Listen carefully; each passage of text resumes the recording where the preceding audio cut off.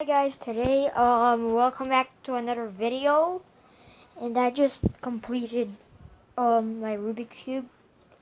Yeah, it's right here. I just completed it using this app.